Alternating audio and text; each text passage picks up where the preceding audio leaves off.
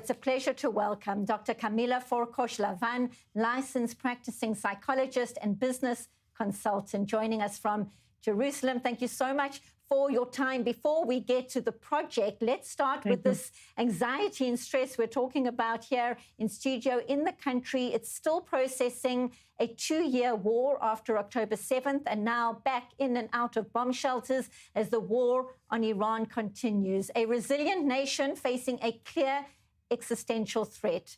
Talk to us about the coping mechanisms, your insights.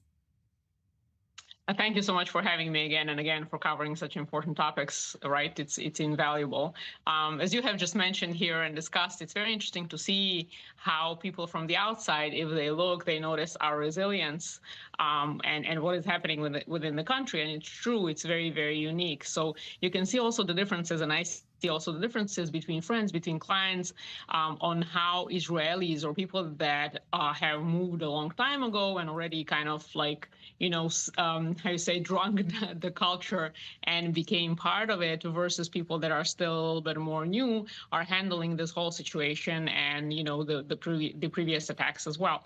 The ones that are Israeli already, seems like it's generational because they're so used to being under constant threat and attacks and things like that. They really know how to just refocus and cherish a life as it comes, the moment by moment.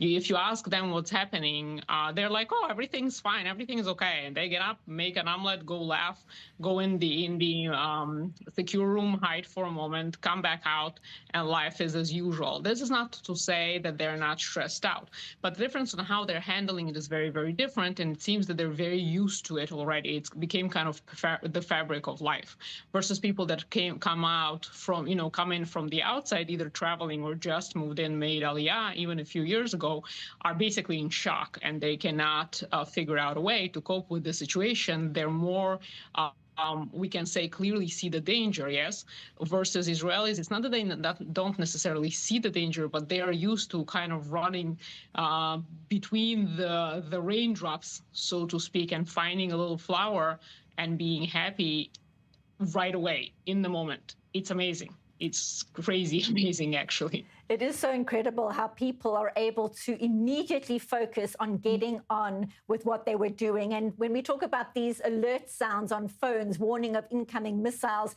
just the sound alone is enough for some people to break out into some kind of anxiety or stress. But again, once you get that all clear, that you can come up from the shelter, people get on with what they were doing. Talk to us a little bit about this program for Sderot. Obviously, it's just been so much of a traumatic experience for people living in the southern community since October 7th. Talk to us about the programs to help people rehabilitate and grow and rejuvenate together. It's a brilliant question. So just a little bit for background, just for a second. Often things happen within different populations that we would not do on purpose, because first of all, it's illegal, and second of all, it's inhumane. But if it already happens from research perspective, these are often very, very important, at least to get some use out of there, something for the future, something for the good. So this is one of those situations. No one would want this on purpose to anybody, but once it already happened, at least to capitalize on how do you move on from something so stressful? How do you, raise your children? How do you build resilience for the future? So resilience is a very long, actually, study, and I invite everyone actually to look up some of the information because it's very, very important. And one of the things that's important is that it's a systematic thing and it's a communal thing, and it's something that actually can be taught and grown, right? So it's not just, oh, you were lucky and this is how you were born. No, you can actually teach people. So that's very, very important. That certainly is so important. Very briefly, if you could wrap up in the next 30 seconds, please. So basically, some of the key factors are the family, the community, and how a person views the world, meaning how do you reframe something terrible into something more positive? How do you find something good? How do you find a way to cope? How do you reach out to your systems? There are support systems for you. And remember, there's always an outcome, some kind of a solution, and often more than one. If you're not sure what it is, take a step back, ask others.